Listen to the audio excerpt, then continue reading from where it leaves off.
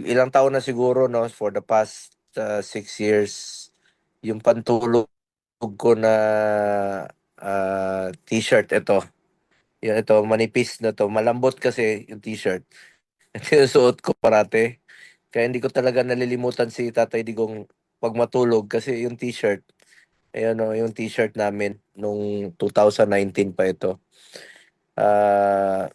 Nakakalungkot pero I'm not losing hope.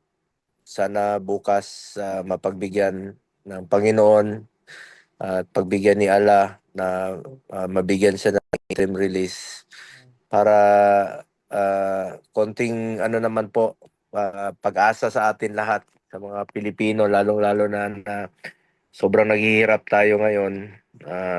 Ang gulo ng sitwasyon, ah, walang kapayapaan na nangyayari. Ah, Karamihan ay kumbaga restless.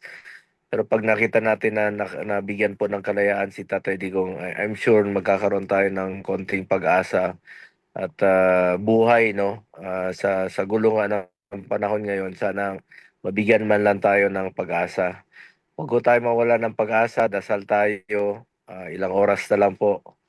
To be exact, 17 hours from now ay maririnig na natin kung ano yung desisyon ng appeals chamber. Sana po ma-enlighten sila at mabigyan ng sabi ko nga kanina, dyan po huwag tayo mawala ng pag-asa. Please, pagdasal po natin ngayon at sa lahat po ng sumusuporta kay Tatay Digong, maraming salamat po sa inyong lahat.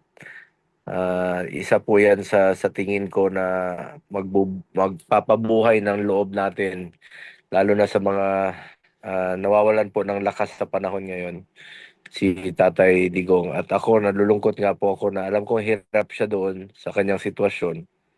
Ako, alam na alam ko po yan eh. Isang araw, 2 araw lang po na hindi siya makalabas ng bahay, walang makausap, nahirapan nga po yun. Mas lalo na ngayon na mag-isa lang po siya. Sana mabigyan siya ng interim release at kahit papano makahinga siya. Kung ano man yung magiging arrangement sa kanyang interim release, makahinga na po siya at sana mabisita na rin po natin siya. At I'm sure pag nabigyan siya ng interim release, hahaba po ang kanyang buhay at siya mismo ay hindi mawala ng pag-asa. Kasi sa naalala ko nung kahit na hindi pa siya dinala sa dahig, ay siyempre sa edad niya, minsan narinig ko sa kanya, pagod na siya, magsabi siya, Bong, kapoy na ko.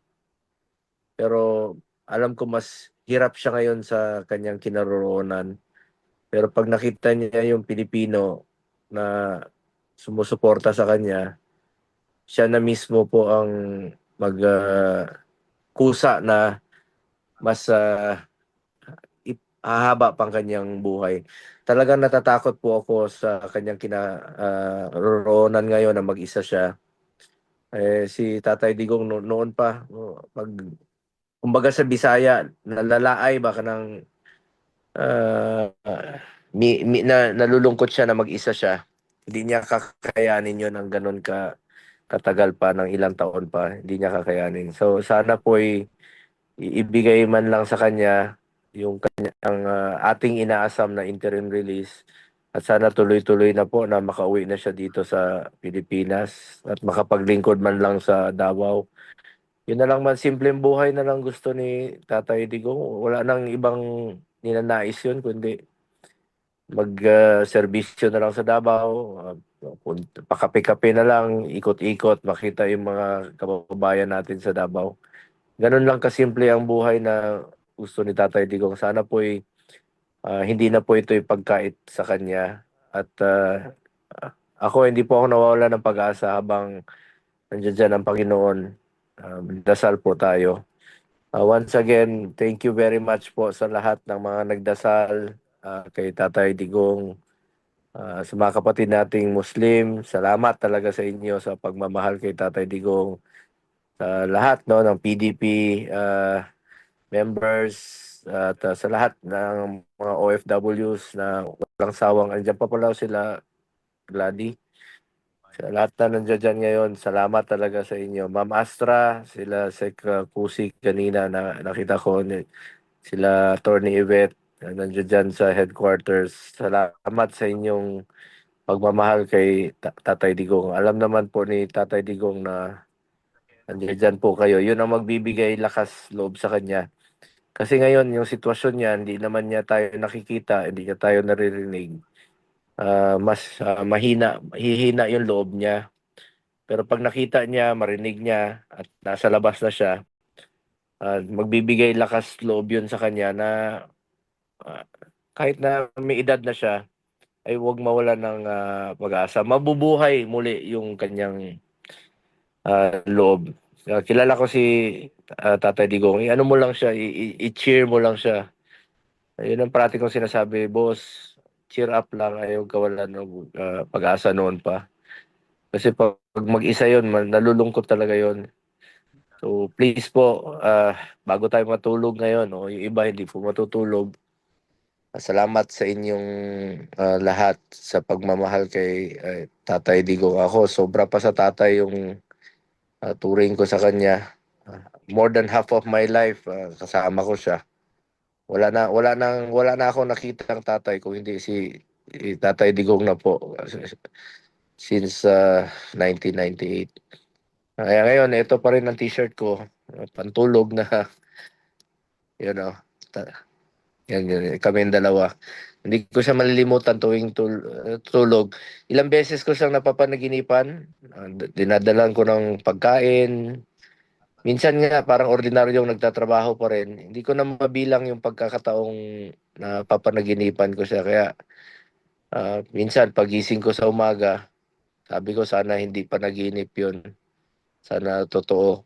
Minsan tumutulo na lang ang luha ko. Nadidepress talaga ako sa nangyari. Kung mabigyan siya ng interim release, medyo magkakaroon po ako ng pag-asa. Buhay muli tayo sa ating pinaglalaban.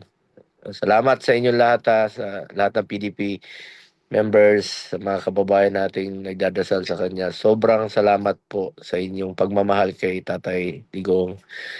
Ingat po kayo and good night. Let's pray for the best for Tatay Digong tomorrow. Thank you. Maraming salamat, Senator Bongo, and kami rin po ay nagpapasalamat sa iyo sa napakasigasig mong pagsilbi sa bayan. Nakita namin kung paano mo natutunan mula kay Tatay Digong ang totoong serbisyo sa taong bayan. Nandito rin po si Karaymar Mansilungan, Senator Bong.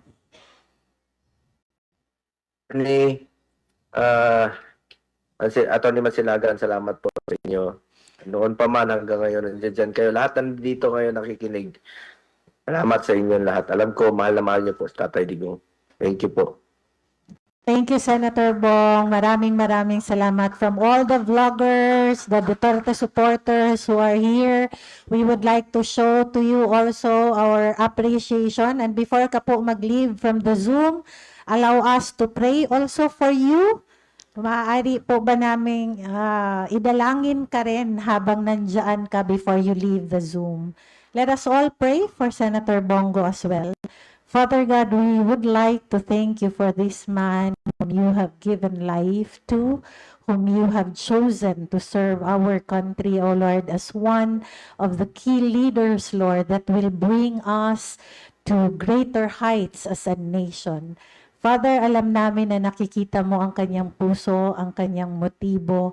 Hindi namin sinasabing perpekto siya, O Diyos, pero alam namin, Father God, that you are always guiding him and leading him in the path that you have prepared for him. We pray, Father God, that you speak to him every day and you guide him and give him wisdom and more strength, Lord, to keep our country unified, Father God, and to keep our people sa kanilang mga pangangailangan na nandyan siyang tumutulong at tumutugon. Father God, we especially pray for him, cover him with the blood of Jesus. Cover him with your protection, O Lord God. Even the plans of the evil ones, O Lord God, i-protect mo po siya. Dalangin namin, O Diyos, na ang kanyang pagkilos sa araw-araw ay nandoon ang iyong proteksyon. And even those who have plotted against him, we declare and we decree, Lord, that you keep him safe. With the faith that we have combined together, Lord, we are declaring heavenly hedges to surround him wherever he goes. No harm shall come upon him from evil people.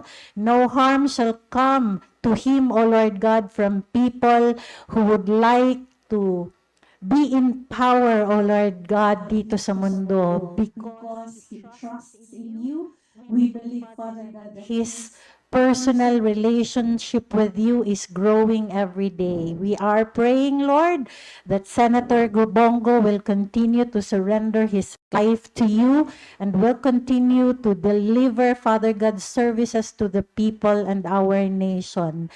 With his depression, Lord, in times na maalala niya si Tatay Digong, Father God, we pray that you are going to give him also that comfort that he needs, Lord, and declare that you are our Father, O Lord God, and you are the one who is also keeping Tatay Digong in your heart, Lord, and you will preserve him, Father God, for greater glory, O Lord God. Maraming salamat po sa puso ni Senator Bongo. If there are things that you would like for him to change, also, Lord, we pray that you are going to reveal it to him by the power of your Holy Spirit. And we are praying, Father God, that he will shine brighter as the days go on, Father. And let it be, Lord, na ang kanyang humility, Father God, will always be anchored in your word and in your truth. We bless Senator Bongo. We bless his family, Father God. Sa lahat ng kanyang pamilya, O Diyos, ikaw din po ang humawak sa kanilang buhay. Maraming salamat. Ikaw po ang aming pinupuri dahil ikaw ang may akda ng kanyang buhay. In Jesus' name we pray. Amen. Amen.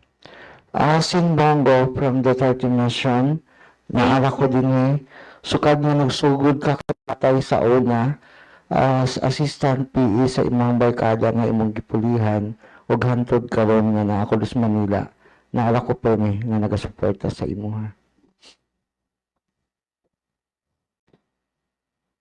Salamat kayo, daghang salamat. Ayan. Thank you. Pahinga ka na po, Senator Bongo. You still have a day ahead of you.